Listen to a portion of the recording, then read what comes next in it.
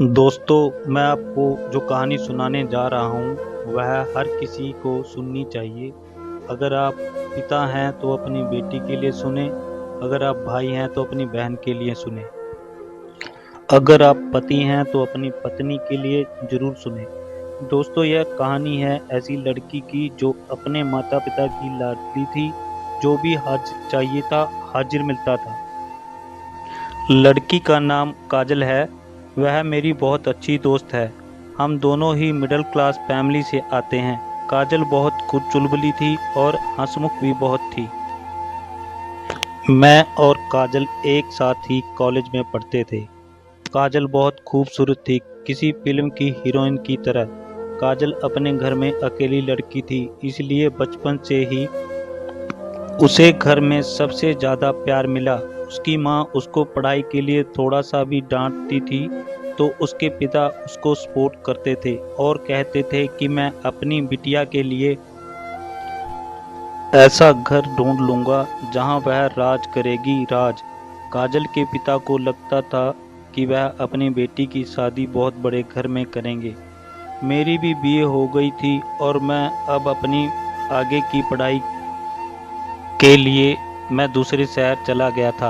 अब मेरी काजल से बात नहीं होती थी। टाइम बीत रहा था। 5 साल हो गए। मेरी भी शादी हो चुकी थी और शायद काजल की भी शादी हो गई। एक दिन मुझे किसी काम कारणवश शहर जाना होता है और बाजार में ही मुझे काजल जैसी एक लड़की दिखाई देती है।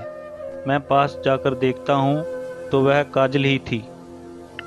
मुझे बहुत खुशी हुई थी। इतने सालों बाद उससे मिलना हुआ था। उसका हाल चाल पूछा। अभी मैं कुछ और पूछता इससे पहले ही काजल ने कहा मैं अपनी बेटी को लेने आई हूँ। उसकी छुट्टी का टाइम हो गया है। फिर कभी मिलूंगी तुमसे।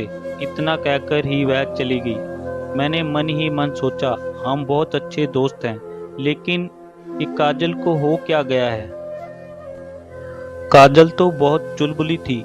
काजल इतने अजीब तरह से क्यों रिएक्ट कर रही है। यही सोचता मैं अपने घर चला गया। कुछ दिन बाद फिर मुझे शहर जाना हुआ। फिर से मुझे काजल मिली। इस बार मैंने काजल का हाथ पकड़ा और उसे पास के ही एक कॉफ़ी शॉप में ले गया और पूछा, काजल क्या हुआ तुम्हें? मुझे तुम बहुत अपसेट लग रही हो। घर पर सब ठीक तो है ना? काजल ने अजीब ही तरीके से बोला, हाँ सब ठीक ही हैं, लेकिन मैं समझ गया कुछ तो गड़बड़ है। मैंने उसे समझाया कि काजल मैं तुम्हारा अच्छा दोस्त हूँ। अगर तुम अपनी प्रॉब्लम मुझे नहीं बताओगी तो किसे बताओगी? मेरे जोर देने पर काजल ने बताया कि बीए फाइनल में उसकी शादी पक्की हो गई थी और इस खुशी में उसने अपनी पढ़ाई भी पूरी नहीं की। लड़के वालों ने झूठ बोला कि उनका खानदान बहुत अच्छा है। लड़का सरकारी नौकरी करता है और अच्छी पोस्ट पर है। शादी के बाद पता चला कि लड़का तो कोई छोटी मोटी नौकरी करता है और सास ससुर ने मोटा दहेज लेने के चक्कर में झूठ बोलकर शादी कर ली। इतना सुनकर मेरे होश उड़ गए और काजल रोने लगी।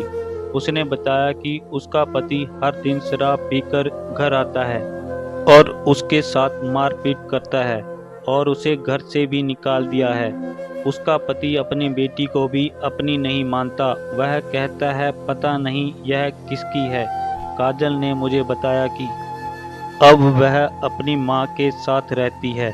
उसके पिता भी की भी डेथ हो चुकी है। उसके पापा एक छोटा बिजनेस करते थे जो कि अब वह भी बंद हो गया है। काजल की यह कहानी सुनकर मेरे भी पसीने छूट गए हैं।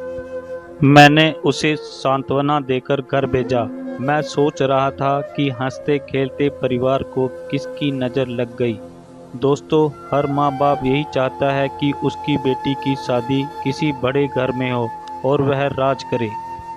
लेकिन कई बार किस्मत को कुछ और ही मंजूर होता है।